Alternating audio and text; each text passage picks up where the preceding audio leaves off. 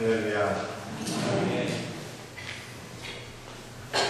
우리 예수님께서 광야에서 시험을 받으신 사건은 공관복음, 마태, 마가, 누가복음 등에 다 기록이 될 정도로 예수님의 공생애에서 매우 중요한 사건이었습니다. 그런데 이 공관복음을 살펴보게 되면 예수님께서 공생애를 시작하시면서 요한에게 찾아가서 정결 예식을 행하셨는데 이 사건 이후에 연이어서 광야에서 시험을 받으신 것으로 그렇게 기록이 되어 있어요. 그래서 예수님의 정결 예식과 광야의 시험은 별개의 사건이 아니라 큰 그림으로 보아서 하나의 사건이었다라고 하는 것입니다. 예수님이 공생애를 시작하시면서 정결 예식을 받으시고 광야에서 시험을 받으셨다라고 하는 것을 성경이 우리에게 말씀하고 있습니다. 하나님의 아들 예수님께서 광야에서 마귀에게 시험을 받으셨어요. 아니, 시험은 우리 연약한 인간이나 받는 것인데 하나님의 아들이 도대체 무엇 때문에 왜 시험을 받으셨을까요? 성경시대에 유대인들의 문화적 사고방식 가운데 하나는 어떤 일에 합당한 증거를 보여야 된다 하는 것이었습니다.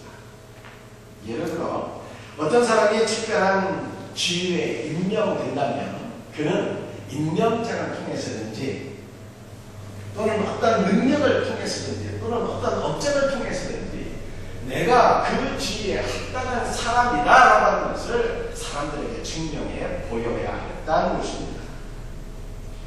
예수님은 정결 예식을 하실 때 어떠한 일이 일어났습니까?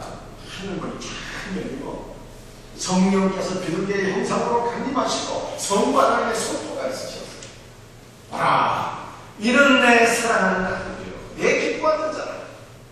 우리 예수님께서 하나님의 아들로 온 차례 손톱가 되셨다는 것입니다.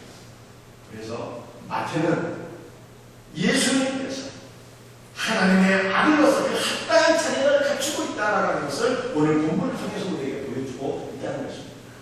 광야의 시험을 통해서 우리 예수님께서 그 마귀의 모든 시험과 유혹을 물리치시고 승리하시고 예수님께서 하나님의 아들로서 어린이의 구원자로서 합당한 자리를 갖추신 분이라고 하는 것을 마태는 오늘 본문을 통해서 우리들에게 보여주고 있는 것입니다.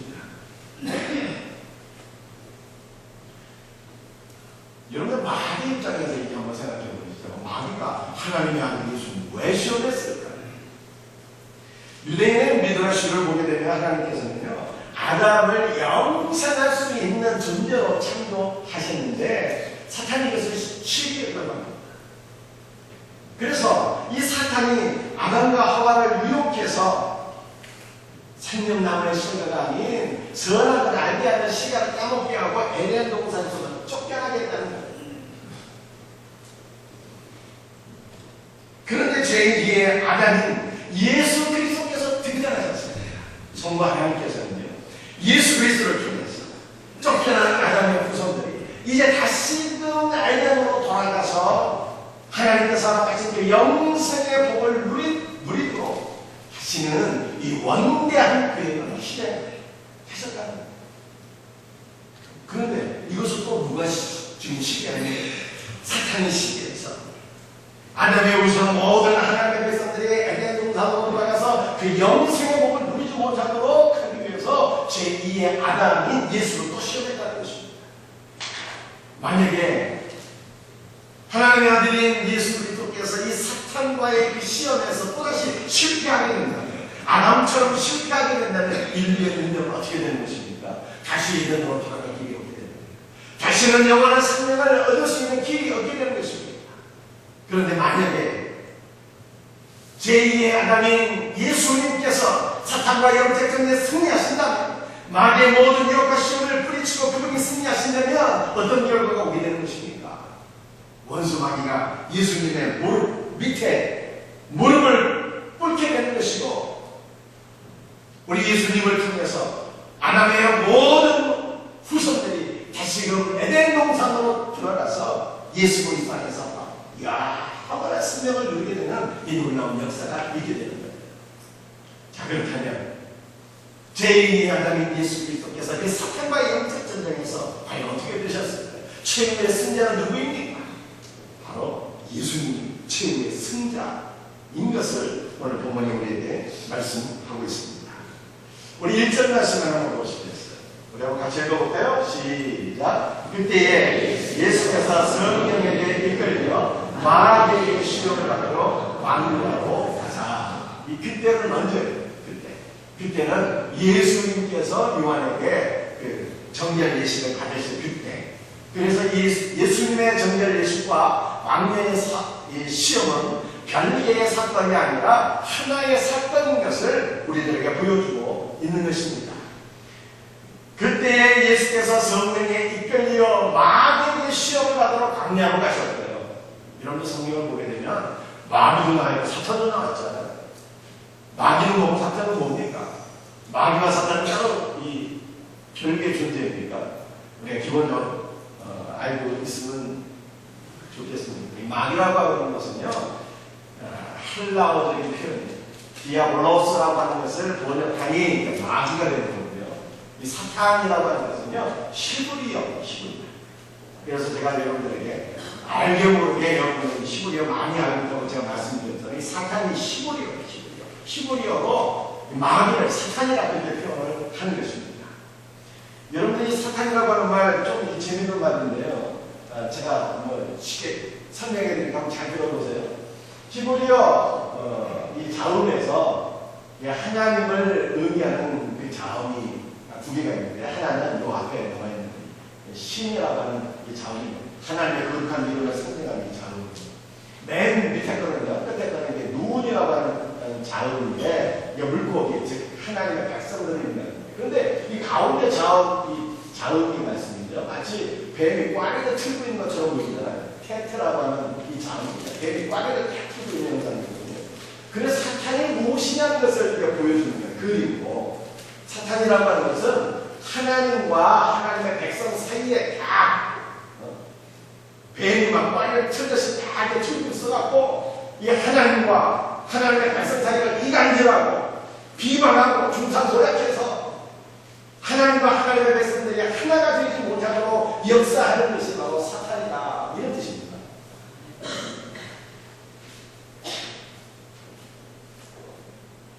우리 예수님께서요, 광야에서 이 사탄에게 시험을 받으십니다. 그런데 우리 예수님께서 광야에서 사탄에게 시험을 받은 것은 두 가지 사건과 연결돼요.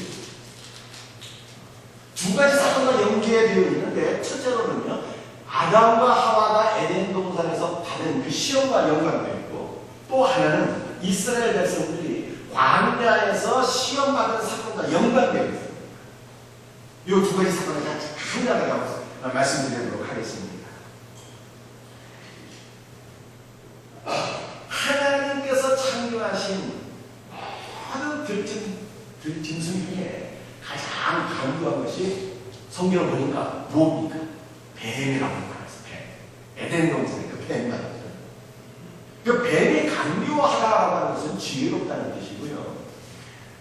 유대인들이 생각할 때 이 지혜롭다라고 하는 것은요, 말을 잘한다는 것입니다. 이게 뱀이 여러분 혀가 두 개잖아요. 그죠? 혀가 두 개인 것은 지혜롭다, 말을 잘한다는 것이에요. 그래서 이 성경을 보니까 뱀이 저주를 받기 전에는 어떠한 문제였을까요? 저주 받고 나서 어떻게 됐어요? 저주 받고 나서는요, 뱀이 배로다가 땅을 기어다니게 돼요. 그죠? 성경을 보니까. 이것은 뱀이 저주를 받기 전에는 배로다가 이 땅을 쓰면서 기어다닌다는 뜻인데, 그렇지 않은 거예요.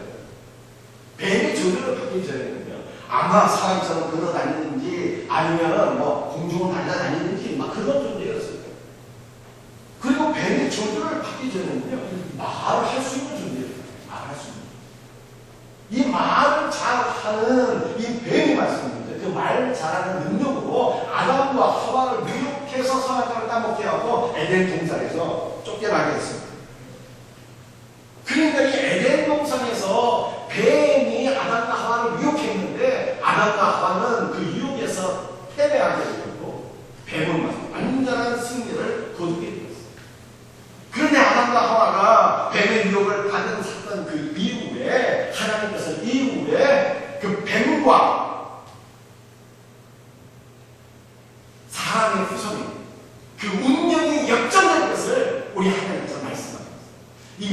성경에 나타난 최초의 복음, 뱀의 운명이 역전된 거죠.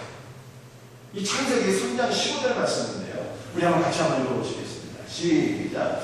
내가 너로 여자와 원수가 되게 하고 내 후손도 여자의 후손과 원수가 되게 하니 여자의 후손은 내 머리를 상하게 할 것이고 너는 그의 발꿈치를 상하게 할 것입니다. 이 여자의 후손은 누굽니까? 여자의 후손이 뱀의 머리를 상하게 한다는 거예요. 여자의 후손, 이 후손이란 말이 제라노라고 하는 말인데 단수를 예수님을 가리키는 거예요. 그러니까 예수님께서 다시 한번 뱀과의 전쟁이 있겠다는 거예요. 다시 한번 뱀의 유혹을 받게 되는 그 사건이 있겠다는 것입니다. 그런데 뱀의 유혹을 받는 그 예수님은 아담과 하와처럼 다시 한번 그 유혹에 빠지거나 실패하지 아니하고 뱀과의 그 유혹에서 예수님은 승리하시고 오히려 그 뱀의 머리를 깨트리실 것이다 라고 하는 그런 말씀입니다. 뱀과의 영적 전쟁에서 뱀은 무너지고 예수님께서 완전한 승리를 이루실 것이라고 하는 성경에 나타난 최초의 복음이 전쟁이 성경이시고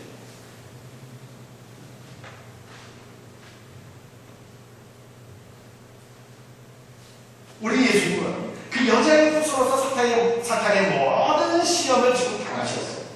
이 시험의 승리는 누굽니까? 광야의 시험의 승리다.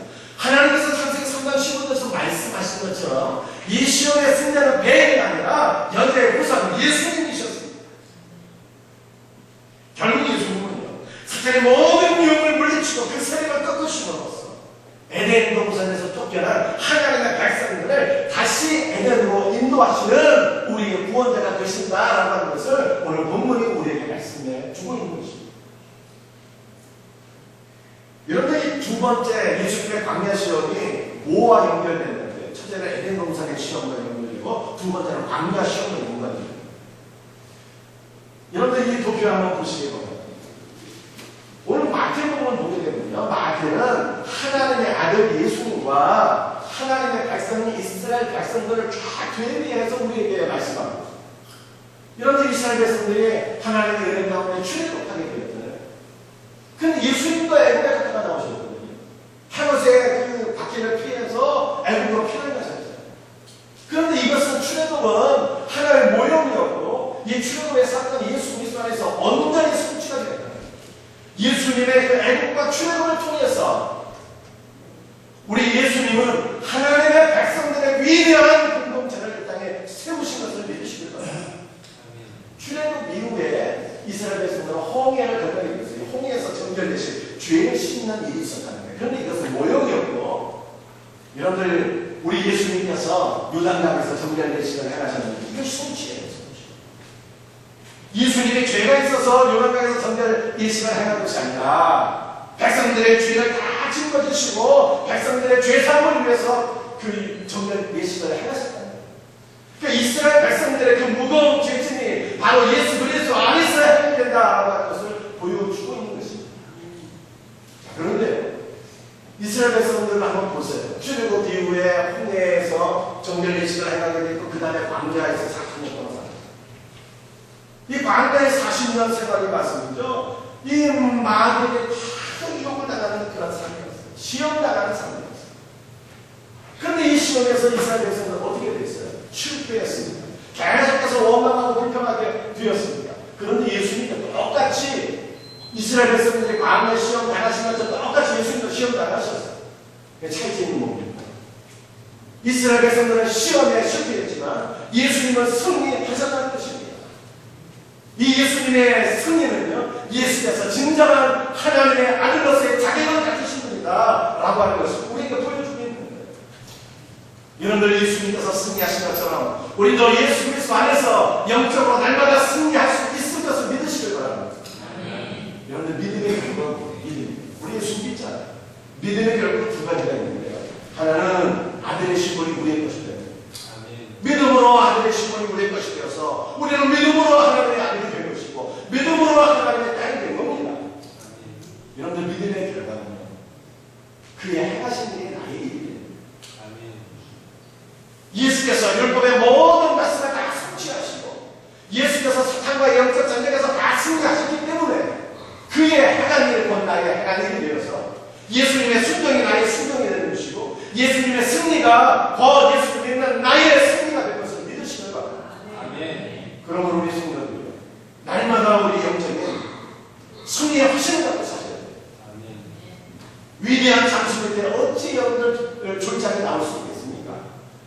예수님이 승리하셨기 때문에 우리도 그의 은혜를 힘입어서 승리할 수 있는 거예요. 이와 같은 은혜가 있기를 예수님의 이름으로 축원합니다. 여러분들, 우리 예수님께서 당하신 첫 번째 시험을 한번 보시겠습니다. 우리 같이 읽겠는데, 제가 사탄하고 여러분들이 옆에 있는 내용을 읽으시는데요. 같이 읽겠습니다. 사탄,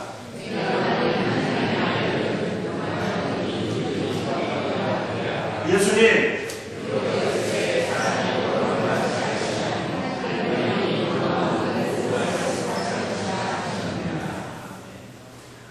인간은 하나님의 형상대로 지음을 받았습니다. 하나님의 형상대로 지음을 받았다는 것이 어떤 것일까요? 하나님의 감물 존재로 지음을 받았다. 하나님처럼 영적인 존재로 지음을 받고 하나님처럼 인격적인 존재로 지음을 받았다는 것입니다. 그래서 인간만이 살아계신 하나님을 만나고 그와 더불어 교제할 수 있는 존재입니다. 그래서 인간은요, 하나님을 만나고 그와 더불어 교제하고 그를 섬김으로 말미암아 하나님 안에 있는 풍성한 생명, 풍성한 자원을 받아 공급받으며 사는 존재로 지음을 받는 거예요. 그러나 인간은 죄 때문에 하나님을 떠나게 되었습니다. 하나님과 인간과의 관계가 죄 때문에 막히게 되었습니다. 더 이상 하나님의 풍성한 생명이 인간 안에 공급되지 못하게 되었습니다. 그래서 인간은 하나님의 생명을 공급하지 못하기 때문에 이제 자체 그 안에 갖고 있는 자원만 갖고 살다가 죽는 존재가 되는 거예요. 인간이 하나님을 떠남으로 말미암아 무엇이 오게 되었다는 거예요? 죽음이 오게 되었다. 죄의 삭은 사망이라고 말씀합니다. 그 인간은 맞습니다. 하나님께로부터 풍성한 생명을 공급받지 못하고 자체의 자원으로 살다가 죽는 존재이기 때문에 인간에게, 하나님을 떠난 인간에게 지상 최대 과제는 뭐가 되었습니까? 생명. 더 이상 복음으로가 끊겨져서 자체의 자원으로 살 수밖에 없는 존재가 되어서 먹고 사는 문제, 생존의 문제가 사람들에게 최고의 가치가 되었다는 거예요. 그래서 마귀는 맞습니다. 예수님에게 이러한 과제를 던지는 것입니다. 인간의 최고의 문제는 생존의 문제이니 너의 능력으로 이 돌덩이를 떡덩이로 바꾸어서 굶주림의 문제, 먹고 사는 문제를 해결하라, 이렇게 얘기하고 있는 것입니다. 우리 한번 그래서 생각을 해보시죠. 정말 하나님을 따르는 인간에게 가장 근원적이고 중요한 문제는 과연 생존의 문제, 먹고 사는 문제예요. 양심의 문제예요. 여러분, 그렇지 않습니다. 하나님을 따르는 인간에게 양심의 문제는 근원적인 문제가 아니에요. 여러분, 돌덩이를 떡떡이로 바꿔서 먹게 되었어요. 어떤 일이 일어나요? 굶주림을 잠시 채울 수가 있는 거예요. 잠시 생명을 연장하고 그 다음에 어떻게 다시 죽게 되는 거예요. 이것은 인간의 삶의 근원적인 문제를 해결할 수 있는 치유책이 아닌 것입니다. 여러분들, 하나님을 따르는 인간에게 뭐가 찾아왔다고 말씀드렸어요? 죽음이 찾아왔다고 말씀드렸어요. 그래서 성경이 이렇게 말씀하고 있어요. 시록에서 9장 27절입니다. 한 번 죽는 것은 사람에게 정해진 것이요 그 후에는 심판이 있으리니 말씀하고 있습니다. 하나님을 따르는 인생이 어떻게 죽게 돼요. 한 번 죽는다 이렇게 나와요. 누구나 한 번 죽는다는, 그래 한 번 죽는다라고 하는 이 말이 맞습니다. 그 네스코라고 하는 이 단어가 문법을 하나만 딱 설명드리면 과거형으로 과거 죽는다는 거죠. 여러분들, 저와 여러분 한번 지금 보세요. 우리 지금 죽어 있습니까? 살아 있습니까? 살아있다, 살아있다. 그런데 다 죽었다고 얘기하니까, 과거요. 다 죽었대. 아니, 살아있는데 왜 죽었다고 얘기하고 있을까요? 그것은 하나님을 떠난, 죄를 지어서 하나님을 떠난 인간의 운명이 죽는 것이 확정되리라는 것이죠. 그 누구도 이 죽음의 문제를 피할 수 없다는 것이죠. 그런데 죽는 것이 확정적인 운명인데요. 죽고 나면 어떻게 됩니까? 죽음으로 삶이 끝나는데 더 이상 어떤 일도 없는 것입니까? 우리의 존재 앞에서 뭐로 돌아가는 것입니까? 성경은 이렇게 말씀하고 있어요.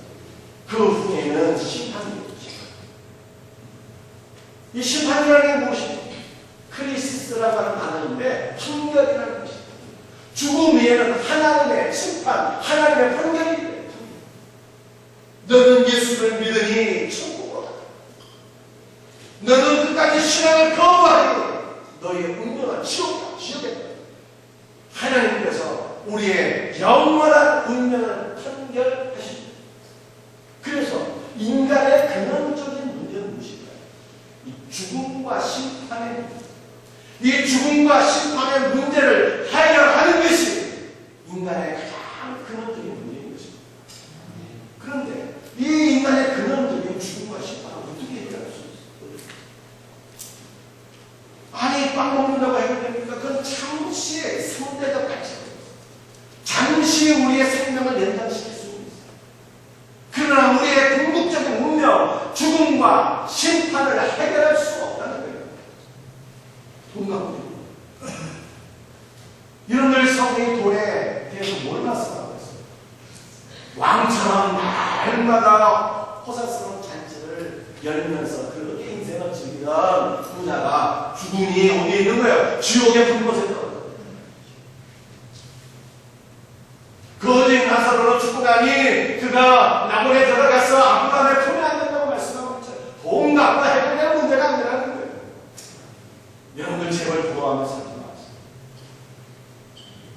아무리 돈이 많아도 예수님 만나지 못한 영혼은 그 심령이 공허하고 불편하고 불안해서 더 많은 죄를 짓다가 결국에 큰 심판을 자, 목회자로서 여태까지 많은 사람들을 만나봤는데 많은 사람들 가운데 지금도 잊혀지지 않는 하나의 예배자가 있어요. 한 명이 있어요. 제가 교육전도사 때 일입니다. 교육전도사. 한 번은 주일날 예배를 드리는데 대한민국에서 엄청난 사람이 오는 거예요. 교회와 비상입니다. 그런데 안 찾아요. 그냥 그렇게해서 기도만 하고 근데 누군가한테 만나요. 누가 왔어? 그 당시 대한민국에서 제일로 유명한 사람 가운데 영화배우 이대근 씨였는데 지금도 이대근 안 돼요. 그런데 제가 교육전도사 때 영화배우 이대근을 봤을 때 대한민국에서 제일 좋아요. 그런데 그의 예배의 모습을 보면서 충격을 받아요. 예배의 모습을. 이 영화배우 이대근이 얼마나 무슨 사람입니까? 남을 웃기고 재미나게 하는. 그런데 그의 예배 차의 그의 모습은요, 그야말로 얼마나 진지하고 엄숙한지 그의 모습을 통해서 깨닫게 됩니다. 아무리 세상에 둘도 없는 영광을 누리고 명예를 누리고 인기를 누리고 많은 돈을 가져요. 그 마음이 채워지더라는 거예요. 끊임없이 방황하는데 끊임없이 어디에 무엇이 진리가 있는지 구도자의 모습을 변하는 거예요. 동감과 해결되자. 인간의 명예와 인기가 우리의 삶의 근원적인 문제를 해결해 주는 것이다. 여러분, 우리의 인간의 근원적인 문제가 어떻게 해결돼요? 우리를 창조하신 그분께로 돌아가는 거예요. 생명의 근원 되신 하나님께로 돌아가는 거예요. 그런 생명의 근원 되신 하나님께서 우리 인생의 근원적인 문제를 해결해 주시는데 뭘 통해서 해결해 주셔요? 하나님 말씀. 말씀을 통해서 예수님을 만나게 하시고, 말씀을 통해서 제 삶과 영원한 생명의 복을 누리게 하시고, 말씀을 통해서 우리의 삶에 새로운 비전과 목적을 허락해 주시고 우리의 삶을 완전히 새롭게 하실 것을 믿으시죠. 그래서 첫 번째 시험에서 우리 예수님께서 뭐라고 그 사탄의 시험을 보시셨어요? 기도 플러스 때 사람이 떡으로만 살 것이 아니라 하나님의 말씀으로 살 것입니다.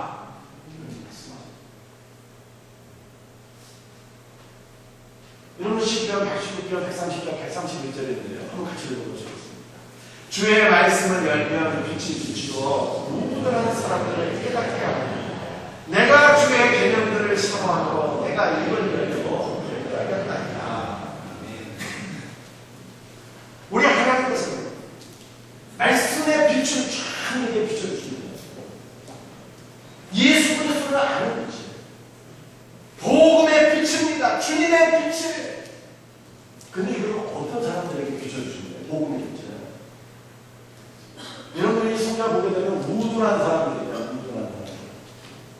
우둔한 사람들에게 복음의 빛이 우둔한 사람들에게 비추어지게 되는 것입니다.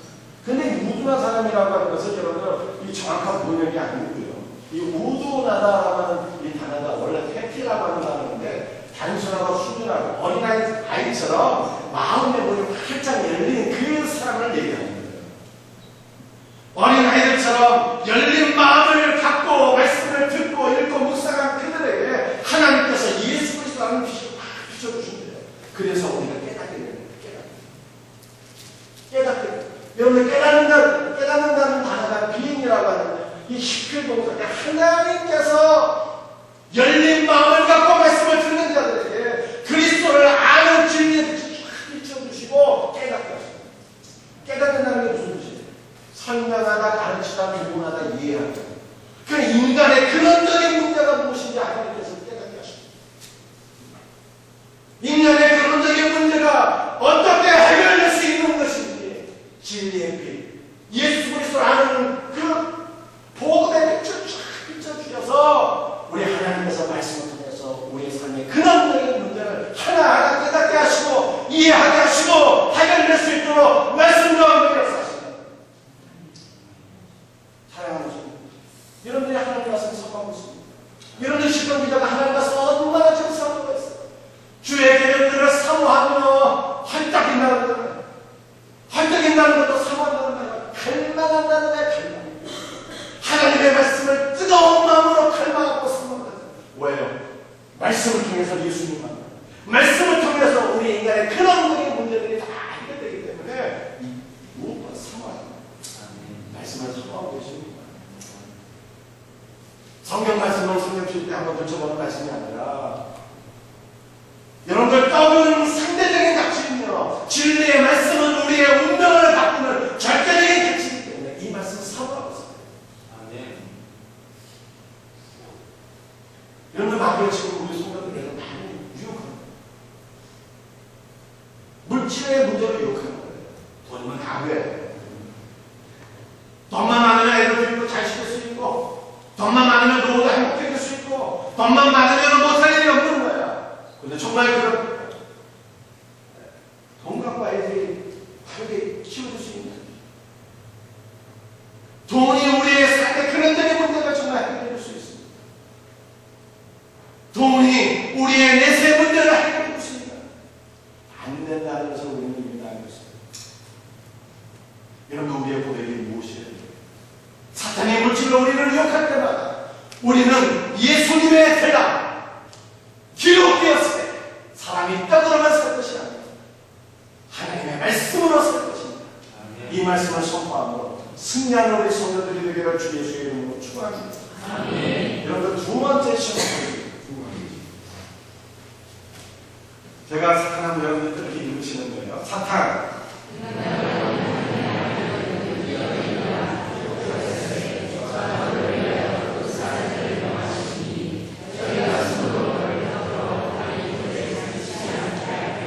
예수님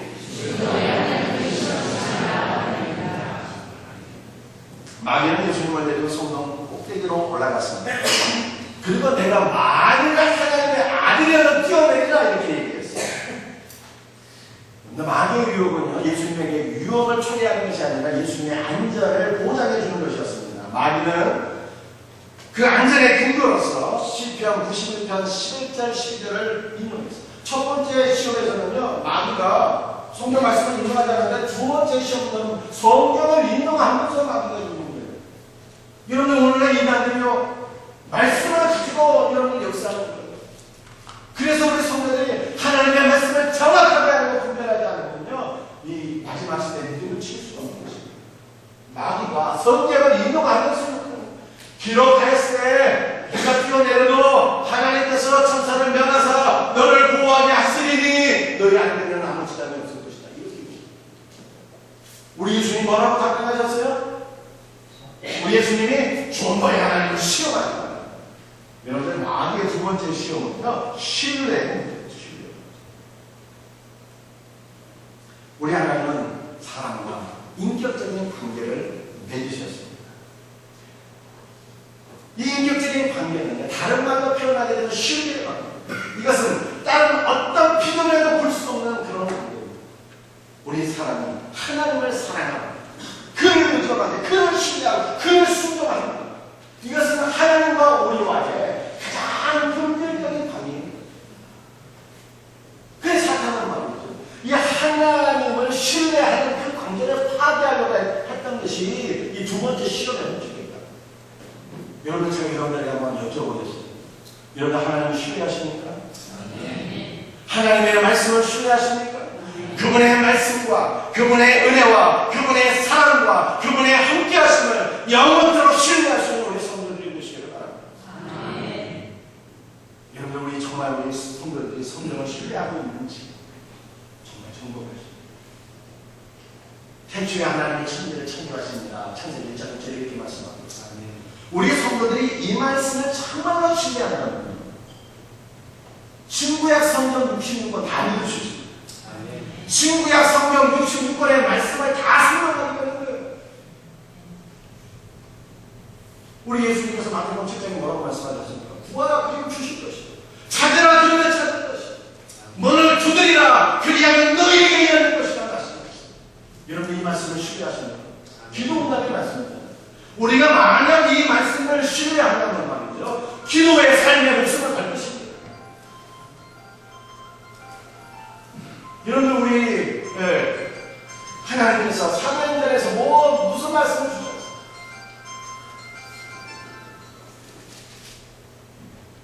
주 예수님께서 여러분 너와 내 집을 부르게 이 말씀 신뢰하시나요? 이 말씀을 신뢰한다면 가정 복음에 대한 소망의 끈을 놓지 않을 수 있습니다. 여러분들이 이 말씀을 신뢰하면, 예수를 믿으면 복받는다, 이 말을 신뢰한다면요, 가정 복음화가 여러분의 삶의 최우선적인 미션이 될 것입니다. 신뢰는요, 우리의 삶을 통째로 바꿔버리는 거예요.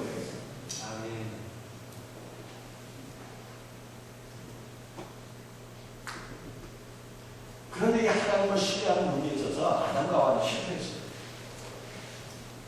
마귀가 하와에게 뭐라고 말씀했습니까? 선악을 알게 하는 나무의 실과를 따먹으면 내 눈이 밝아서 하나님처럼 돼요.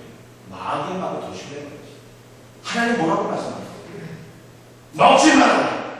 먹는다면 정령 죽여라.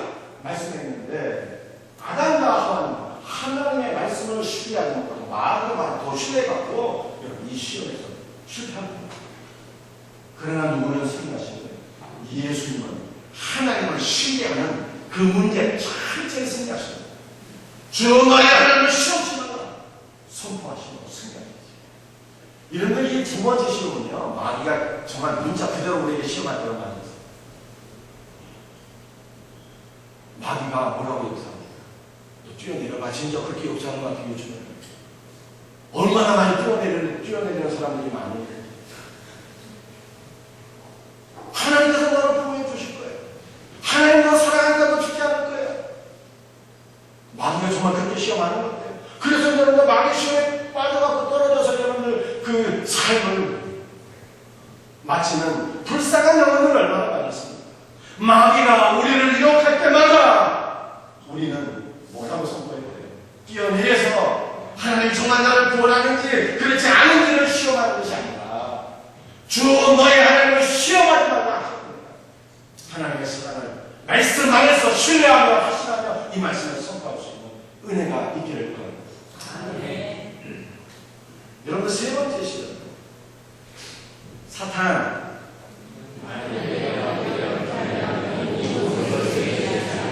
예수님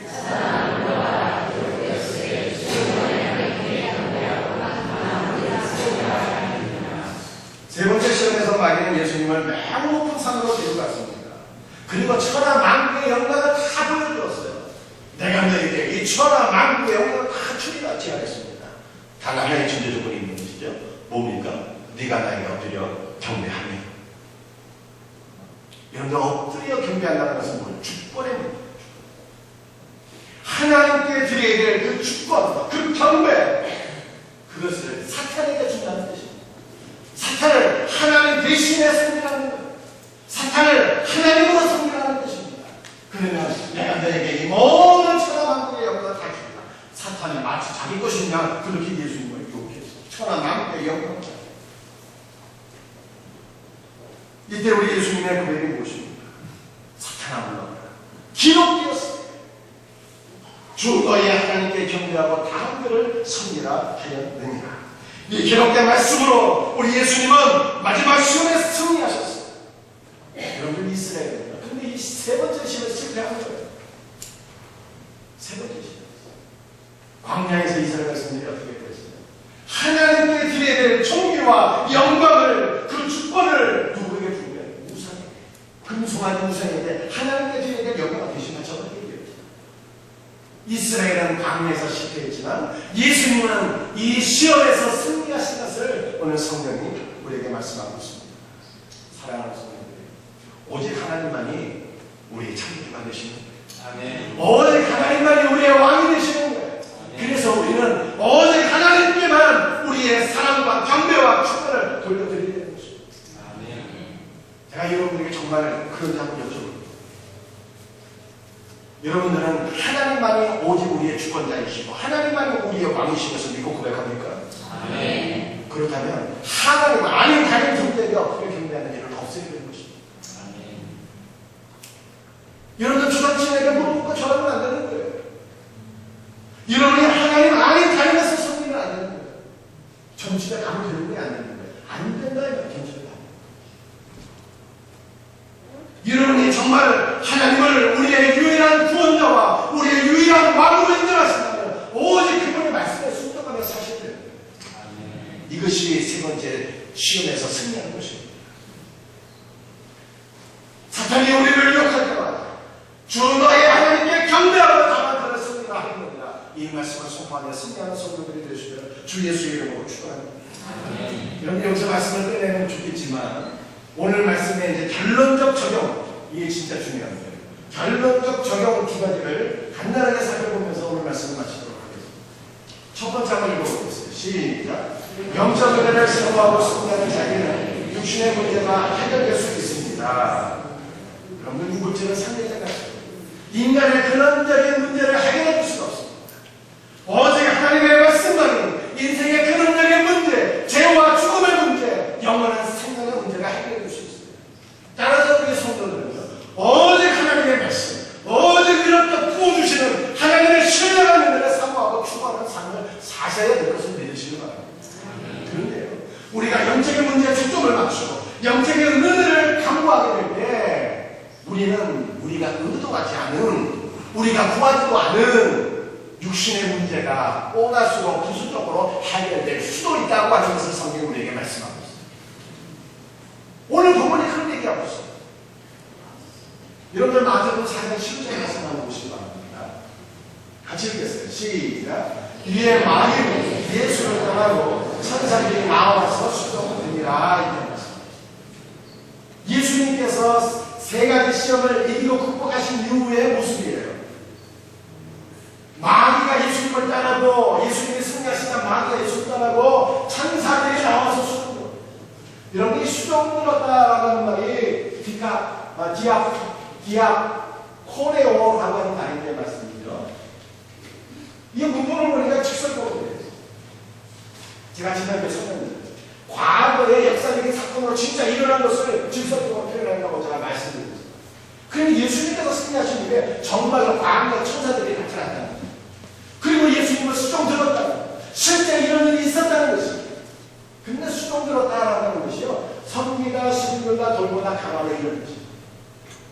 그러니 40일 동안 굶주리신 예수님을 시중 들고 섬기고 돌보고 강화했다는 것은요, 예수님의 육신의 굶주림을 천사들이 나와서 예수님께 그 굶주림의 문제를 해결하기 위해서 먹을 것을 제공해드렸다, 먹을 것으로 섬겼다, 이런 뜻이 되는 것입니다. 여러분 한번 생각해보세요. 예수님께서 첫 번째 시험에서 돌덩이를 떡덩이로 바꿔서 먹으라고 하는 이 물질적인 제약을 예수님이 다 거부하셨습니다.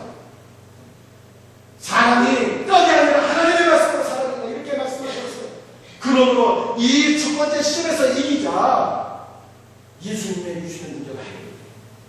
천사가 나와서 예수님을 수동하는데 40일 동안 굶주리신 예수님께 양식을 제공해드렸다, 이런 뜻입니다. 여러분 그 두 번째 시험을 하나 생각해보세요. 뛰어내려라. 천사가 너를 섬길 거야. 천사가 너를 받을 거야 했잖아요. 예수님께서 이 시험을 당연히 통과하셨습니다. 그런데 그 결과 무엇입니까? 천사가 나와서 예수님을 섬겼다는 거죠. 세 번째 시험은 뭐였어요? 주 너의 하나님을 경배하라. 근데 이것을 시험한 건 아니겠어요. 너 주 너의 하나님이 아니야. 나를 경배하라. 나를 경배하라. 이 모든 걸 다 줄게요. 근데 이것을 예수님께서 말씀으로 단호히 보고하셨잖아요. 그 결과는 무엇입니까? 그 결과. 예수님께서 하늘과 땅의 모든 권세를 다 가지시고 만왕의 왕이 되셔서 모든 존재의 경배를 받으신 자가 된다는 것을 성경이 말씀하고 있습니다. 예수님은 영적인 것에 초점을 맞추셨는데 그 결과 예수님의 육신적인 피해가 닥치거든요. 승리하신 예수님은 하나님의 아들로서 입술이 되셨을 뿐만 아니라 우리에게 뭘 기원해 주고 있는 거예요? 영적인 것에 초점을 맞췄더니 육신의 문제가 부수적으로 해결되는 역사가 있었다라고 하는 걸 올려드리는 거예요. 그러므로 바울은요 우리에게 뭘 표현하고 있습니까? 영적인 은혜를 사모하는 자들의 결함 이렇게 권고하고 골로새서 3장 1절과 2절 말씀 함께 읽겠습니다. 시작. 그러므로 너희가 그리스도와 함께 다시 생기실 받았으면 위의 것을 찾으라. 거기는 그리스도께서 하나님 우편에 앉아 계시는 위의 것을 생각하고 땅의 것을 생각하라. 그리스도와 함께 다시 살리심을 받았습니다. 너희가 거듭났으면 너희가 진짜 하나님의 자녀라면 위의 것을 찾는 위의 것이 뭐예요? 위의 것이 맞습니다.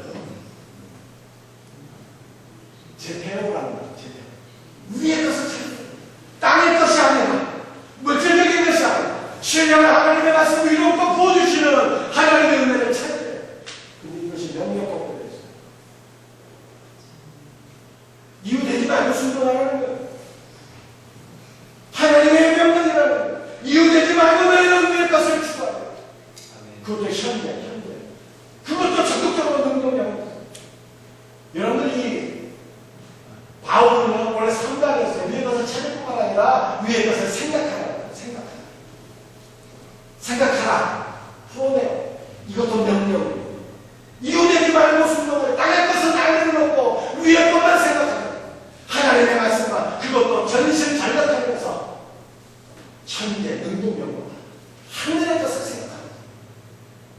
여러분들 하늘의 것을 추구하고 하늘의 것을 구하고 하늘의 것을 전심전력으로 여러분들 사모하는 자들이거든요. 하나님께서 인간의 근원적인 문제를 해결해 주실 뿐만 아니라 육신의 문제도 더불어 해결해 주는 역사를 베풀어 주셔야 됩니다.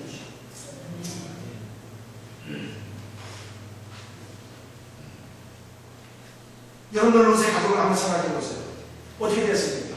그들은 세상에서 추구하다가 영국간의 모든 것을 다 잃어버리게 됩니다. 여러분 누가 보면 12장을 읽어보게 되면 어리석은 후자에게 나옵니다. 물질 지상주의 이러한 세계관을 이러한 가치관을 갖고 살았어요. 농사가 잘 났습니다. 야 이거 곡식 참고 더 크게 짓자. 더 크게 짓고 계속해서 물질을 쌓아놓는데 그리고 이제는 인생을 즐기자 안 즐기자 이렇게 했어요. 그런데 하나님께서 뭐라고 말씀하십니까? 어리석은 자야. 내 영혼을 어느 밤에 내가 다시 찾으니 네 싸움을 누구에게 돼? 영문간에 다 나가게 되고 세상과 땅의 것 물질적인 것을 추구하는 자들은요 다 영문간에 모든 것이 일어나게 된다. 그러나 오늘 본 말씀은 영적인 것을 추구하는 자에게는 인생의 근원적인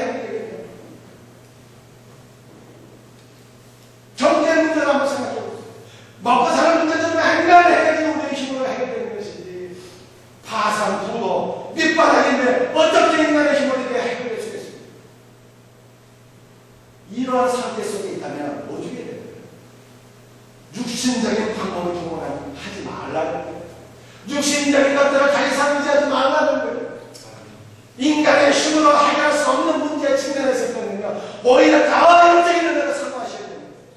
다와 하나님의 말씀을 사모하시고 위로부터 부어주시는 하나님의 은혜를 더 의지하고 강구하는 자가 돼요. 그러면 그래서 우리가 영적으로 무장되어지고 영적으로 새롭게 되면 어떻게 된다는 거예요? 우리 육신의 문제도 해결될 수 있다는 걸 하나님 원하시고, 예수님은 먹고 사는 문제에 집중하지 않으셨는데 하나님의 말씀에 집중하시고 기도하는 삶을 헌신하셨는데 그 결과 마귀와 싸워서 승리하시다 육신의 문제가 다 해결되죠. 저와 여러분에게도 이와 같은 역사가 일어나기를 주 예수의 이름으로 축원합니다. 여러분들 마지막 한 가지 결론적 적용 두 번째 한번 읽어보겠습니다. 시작. 육신의 시험에서 승리하는 이들은 오직 말씀과 기도가 승리해요. 예수님께서 승리하셨다. 그 비결이 말씀이에요. 기록되었어요. 기록된 말씀 그리고 기도. 여러분들 우리 아담과 하나님의 말씀에 신뢰하지 못해서 실패했거든요. 예수님의 제자들은 기도하지 않아서 실패했어요. 그래서 우리 예수님께서 제자들에게 말씀하십니다. 너희가 나와 함께 한 시간도 이렇게 깨어있을 수 없느냐. 시험에 들지 않게 깨어기도. 시험에서 승리할 수 있는 비결이 뭐예요? 깨어기도. 한 시간 깨어기도, 한 시간 깨어기도. 여러분들 우리 예수님께서 오늘 본 말씀 2절에 보면 40일 동안 금식하시고 강가로 가서 마귀에게 시험 당하시고 승리하셨습니다. 예수님의 승리의 비결은 40일 금식이에요. 여러분들 중세 수도사들은요, 영성의 개발의 세 가지 조건입니다. 신앙의 성장을 위한 세 가지 필수 조건, 말씀과 기도, 금식, 무도 세 가지를 신앙 성숙을 위한 세 가지 필수 조건으로 왔어요. 우리 예수님은 40일 동안 금식기도 하시다가 승리하십니다. 여러분들 금식하는 먹지 않는 금식이에요. 근데 우리 금식 많이 합니다. 어떤 사람들은 말씀이죠. 미움을 위해서 금식하고, 어떤 사람은 살 빼려고, 어떤 사람은 건강해서 금식하고, 어떤 사람은 먹기가 귀찮아서 게을러서 금식하고. 이런 금식이 아니고, 이러면은 성경이 말씀하는 금식은 뭐죠? 성경이 말씀하는 금식은요, 금식이라고 하는 것은 춤이라고 해요. 히브리어로 춤이라고 하는데요. 이게 너무 의미가 간단해서 우리가 너무 간단한 경우에는 좀 더 자세한 의미를 살펴보기 위해서는요, 이 상향의 의미를 보는 것이 때로 도움이 되는 거예요. 히브리어의 한자어나 단어의 의미나 문법이 중요하지만 때로는 상향의 의미가 도움이 될 때가 있어요. 이 첫 번째 작업 차렉이라고 하는 것은 낚싯바늘 갈망이라는 뜻이 상향의 의미가 있어요. 낚싯바늘을 물가에 딱 들이고 얼마나 갈망하면 물고기가 잡히거든요. 그죠? 두 번째는 바로라는 것인데 못이야. 연결하다라는 하는 상향의 의미가 있어요. 마지막 세 번째 작업은 매매라는데 이것은 물과 진리. 그 금식이라고 하는 것은 진리의 말씀을 통해서 못 박히신 예수 그리스도와 연결되기를 갈망합니다. 살 빼고 예뻐지기를 갈망하는 게 금식이 아니라 진리의 말씀을 통해서 못 박히신 예수님을 만나고 예수님과 연결되기를, 예수님과 하나가 되기를 갈망하는 것, 이것이 금식. 여러분들 신앙이 성장하려면 어떻게 되시 아십니까? 운동 잘하는 저 운동 못하지만 운동 잘하려면 운동 잘하는 사람들을 흉내를 쳐요. 어떻게 볼을 쳐, 어떻게 배터를 휘두르고, 이게 흉내를 차야 돼요. 신앙의 성장은 맞아요. 흉내를 차야 돼요. 누구 흉내를? 예수님을 흉내내야 돼요. 예수님을 따라하시는 거예요. 예수님을 따라하시는 거예요. 예수님처럼. 여러분 우리도 말씀을 사는 거예요. 예수님처럼 우리도 기도에 사는 거예요. 예수님처럼 우리도 때로는 금식할 수 있어요. 그러면 예수 그리스도 안에서 우리도 승리자가 돼요. 여러분 오늘 결론적 두 가지 적용이 있어요. 영적인 은혜를 추구하는 육신의 문제도 해결될 수 있다고 합니다. 시험에 빠지지 않고 승리하는 비결, 예수님 따라하는 수 있다. 예수님 안에서 우리 모든 성도들도 함께 더불어 승리할 수 있기를 주님의 이름으로 축원합니다. 우리 다 같이 일어나셔서 우리 찬양하십니다. 350번.